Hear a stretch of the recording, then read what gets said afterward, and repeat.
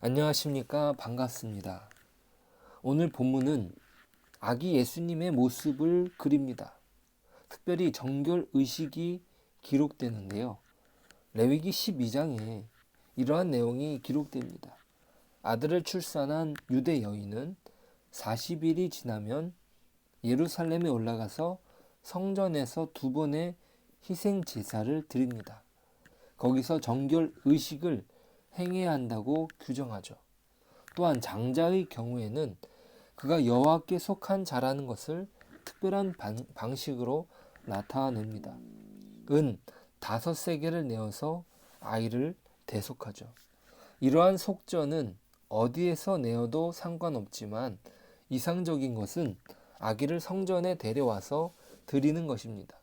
그러면 정결 의식과 봉헌이 동시에 이루어질 수 있었던 것이죠.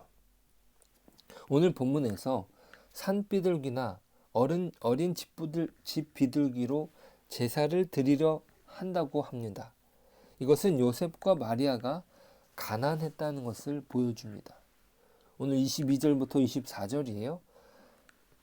21절부터 24절입니다. 할례할 8일이 되매 그 이름을 예수라 하니 곧 잉태하기 전에 천사가 일컬은 바로라. 모세의 법대로 정결 예식의 날이 참에 아기를 데리고 예루살렘에 올라가니 이는 주의 율법에 기록된 바 첫 해에 처음 난 남자마다 주의 거룩한 자라 하리라 한 대로 아기를 주께 드리고 또 주의 율법에 기록 말씀하신 대로 산비둘기 한 쌍이나 혹은 어린 집비둘기 둘로 제사하려 함이더라. 자, 누가가 오늘 말씀을 기록하는데 두드러지게 표현하는 것이 있습니다. 그것은 예수님께서 율법을 어릴 때부터 지키셨다라고 하는 과정을 기록하고 있어요.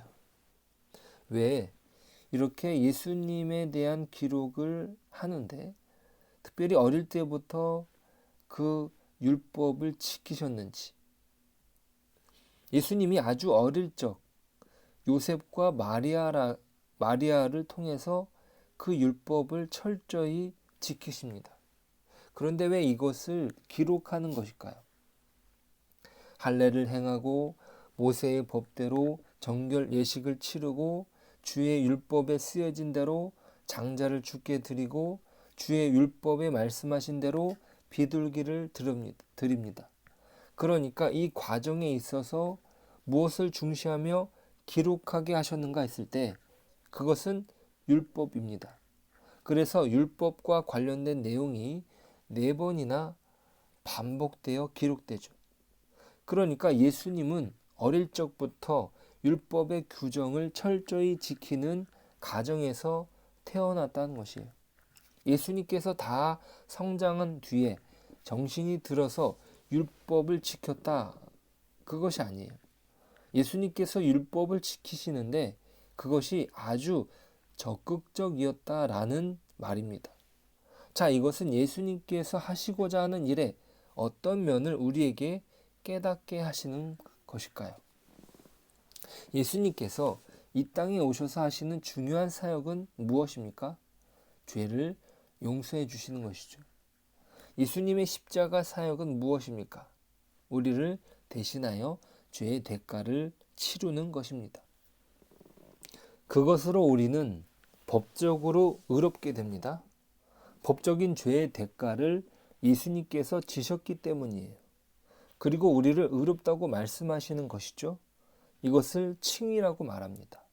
그런데 성경이 말하는 칭의는 단순히 죄 용서 정도에서 그치는 것이 아닙니다.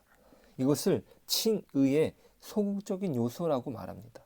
그런데 하나님께서는 우리를 보실 때 죄값을 치른 전과자로 보시는 것이 아니라 사랑하는 자녀로 보신다는 것이에요. 사랑하는 자녀로서의 성장과 성숙을 원하시는 것이죠. 이것을 칭의의 적극적인 요소라고 말할 수 있습니다. 이것이 오늘 본문에서 예수님께서 이루신 율법의 온전한 지킴을 말하는 것이에요. 첫 번째 사람 아담은 하나님이 마음에 새긴 법과 직접 주신 말씀을 지키지 않아서 사망의 죄책과 비참함이라는 타락의 결과를 초래했습니다. 아담의 불순종으로 말미암은 죄책은 그리스도의 십자가 죽음으로 해결되었습니다. 이것이 칭의의 소극적인 요소죠.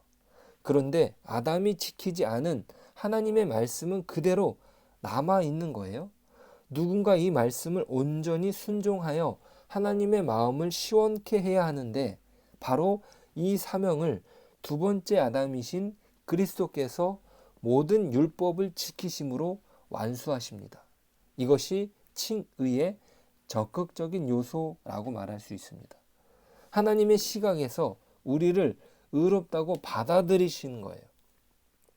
자, 예수님의 사역이 단순히 고난받고 십자가에 죽으신 것뿐이라면 구원은 단지 죄를 짓기 전에 아담의 상태로 돌아가는 것에 지나지 않을 것입니다. 하지만 예수님은 모든 율법을 능동적으로 지키며 하나님의 뜻대로 사셨습니다. 그런 삶을 사신 예수님이 이루신 구원은 죄를 짓기 이전의 아담 상태를 회복하는 것에 그치지 않고 아담이 적극적으로 하나님의 말씀을 다 지켜 영화롭게 되는 상태에 이르는 완전한 상태까지를 포함합니다. 스가랴 3장 4절을 보시면 여호와께서 자기 앞에 선 자들에게 명령하사 그 더러운 옷을 벗기라 하시고 또 여호수아에게 이르시되 내가 내 죄악을 제거하여 버렸으니 내게 아름다운 옷을 입히리라 하시기로 라고 기록합니다. 하나님은 여호수아의 더러운 옷을 벗게 하실 뿐 아니라 이것은 칭의의 소극적인 요소라고 말할 수 있고요. 거기에 더하여 아름다운 옷을 입히시겠다고 말씀하십니다. 이것이 칭의의 적극적인 요소라고 말할 수 있죠. 칭의는 단순히 죄의 용서에 그치지 않고 그 이상의 선물이 주어지는 적극적인 요소를 포함하는데 이것이 아름다운 옷으로 스가랴에서는 포함되는 것이고 오늘 본문에서는 예수 그리스도의 율법을 지키시는 모습으로 기록됩니다. 누가를 통해서 하나님께서는 의도적으로 기록하게 하시는 것이죠. 자, 그런데 이 과정은 예수 그리스도를 기다리던 시몬이라는 사람에 의해서 예언됩니다. 이 사람은 25절에서 이렇게 기록됩니다. 32절까지 한번 읽어볼게요. 예루살렘에 시몬이라 하는 사람이 있으니 이 사람은 의롭고 경건하여 이스라엘의 위로를 기다리는 자라. 성령이 그 위에 계시더라. 그가 주의 그리스도를 보기 전에는 죽지 아니하리라 하는 성령의 지시를 받았더니 성령의 감동으로 성전에 들어가매 마침 부모가 율법의 관례대로 행하고자 하여 그 아기 예수를 데리고 온지라. 시므온이 아기를 안고 하나님을 찬송하여 이르되 주제여 이제는 말씀하신 대로 종을 평안히 놓아 주시는도다. 내 눈이 주의 구원을 보았사오니 이는 만민 앞에 예비하신 것이요 이방을 비추는 빛이요 주의 백성 이스라엘의 영광이니이다 하니. 예수님께서 어떤 일을 감당하시는지 그는 이야기합니다. 주께서 구원을 이루시는데 이것은 모든 만민을 하나님의 자녀로 부르시는 것입니다. 이방인을 빛이요 이스라엘의 이방인의 빛이요 이스라엘의 영광인 것이죠. 단순히 유대인의 구원자로만 오신 것이 아니라 척박한 땅에 뿌려지는 복음의 씨앗이 기적적으로 열매를 맺는 것처럼 이방인도 구원하십니다. 예수님의 십자가의 죽음이 아니었다면 불가능한 구원의 사역이 예수님을 통해서 이루어지게 되는 것입니다. 그래서 우리도 구원을 받은 것 아닙니까? 그것은 기적적인 일이었습니다. 자, 그런데 예수님께서 사람들을 회복하게 하시는 과정이 34절부터 보시니까 사람들의 비방을 받게 된다는 것이에요. 그리고 예수님의 어머니 마리아의 마음에 칼로 찌르듯 하리라고 예언합니다. 34절, 35절이에요. 시몬이 그에게 축복하고 그의 어머니 마리아에게 말하여 이르되 보라, 이는 이스라엘 중 많은 사람을 패하거나 흥하게 하며 비방을 받는 표적이 되기 위하여 세움을 받았고 또 칼이 내 마음을 찌르듯 하리니 이는 여러 사람의 마음의 생각을 드러내려 함이니라 하더라. 우리가 그 펼쳐지는 내용을 아는 것처럼 예수님의 사역은 사람들의 환영을 받는 것이 아니라 처음에는 받는 것처럼 보였던 것이죠. 하지만 결국 십자가에 오르십니다. 많은 사람들의 실패와 회복의 표로서 오해와 반대를 받게 되는 것이죠. 이것을 이 땅에서의 예수님의 탄생과 죽음을 다 지켜보게 되는 어머니 마리아에게는 진정 칼로 찌르는 아픔일 것입니다. 자신의 배로 낳은 예수님이 자기보다 먼저 죽게 되는 모습을 지켜본다는 것. 어머니로서 칼로 찌르는 아픔인 것이죠. 자, 그런데 그러한 거부는 오히려 그들의 가면을 벗겨냅니다. 그 속의 실체를 다 드러내는 것이죠. 온갖 세상의 더러운 것으로 치장되었던 가식이 벗겨지는 것입니다. 예수님의 십자가가 아니면 불가능한 찢겨짐이 이루어지는 것이죠. 아무런 죄가 없으신 모든 율법을 다 지키신 예수님에게 십자가는 가당치 않은 것인데 이것은 오히려 사람들의 죄가 폭로되는 장소인 것이죠. 십자가가 말이에요.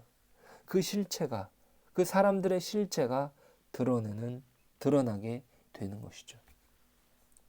자, 성전에는 예수님의 진정한 정체를 알아차릴 수 있었던 또 한 명의 인물이 있습니다. 안나라는 여선지자입니다. 36절에서 38절이에요. 또 아셀지파 바누엘의 딸 안나라 하는 선지자가 있어 나이가 매우 많았더라. 그가 결혼한 후 7해 동안 남편과 함께 살다가 과부가 되고 84세가 되었더라. 이 사람이 성전을 떠나지 아니하고 주야로 금식하며 기도함으로 섬기더니 마침 이때에 나와서 하나님께 감사하고 예루살렘의 속량을 바라는 모든 사람에게 그에 대하여 말하니라. 남편과 사별 후 경건하게 주야로 금식하며 기도함으로 성전을 섬겼던 사람입니다. 그녀의 나이는 84세로 연로합니다. 이것은 이 84라고 하는 숫자는 12년을 7번 곱한 숫자입니다. 그러니까 완전수를 의미합니다. 그녀가 메시아를 기다리는 일이 예수 그리스도를 통하여 끝나게 되었다는 것을 상징하는 것이죠. 많은 나이가 주는 위험, 하나님에 대한 깊은 열정은 예수님에 대한 그녀의 증언에 신빙성을 더해줍니다. 아기 예수의 참된 정체를 알아차린 안나는 하나님께 감사하고 자기와 같이 예루살렘의 구원을 대망하여 기다려왔던 모든 자에게 그에 관하여 말합니다. 이런 식으로 누가를 통해 하나님께서는 예수님을 증언케 하십니다. 39절에서는 한 번 더 율법을 반복합니다. 주의 율법을 따라 모든 일을 마치고 갈릴리로 돌아가 본 동네 나사렛에 이르니라. 예수님께서 이루실 사역의 궁극적인 목표, 우리를 완전한 사람으로 회복하게 하시는 것입니다. 하나님 앞에서 더러운 옷을 벗겨주실 뿐만 아니라 아름다운 옷을 덧입혀 주실, 온전한 하나님의 자녀로 부르시는 우리를 향하신 놀라운 사랑의 손길을 감당하시는 것입니다. 그 과정에 예수님께서는 사람들의 반대와 오해를 받으시고 그 길을 묵묵히 걸어가실 것입니다. 그것으로 우리는 온전한 회복을 경험하게 될 것입니다. 이것이 예수님께서 오신 이유인 것입니다. 기도하겠습니다. 주님, 감사합니다.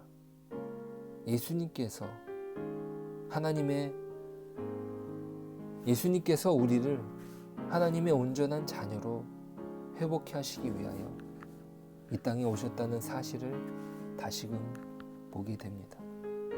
이 땅에서 우리의 죄 때문에 죽으셨을 뿐만 아니라 그 율법을 완전히 지키심으로 하나님의 기쁨이요 자랑이 되신 예수님, 그 온전케 회복하시는 손길에 우리 자신을 맡깁니다.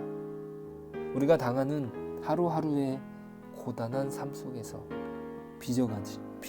빚어지는 하나님의 손길과 기적을 깨우치게 하시고 경험케 하시고 결실케 하시어 우리의 어떤 경우든지 고단할 때나 눈물을 흘릴 때나 한숨 지을 때나 고통스러울 때나 결국은 모든 것이 합력하여 선을 이루시는 하나님의 위대하신 비밀과 신비라고 고백하는 우리의 인생이 되게 하여 주시옵소서.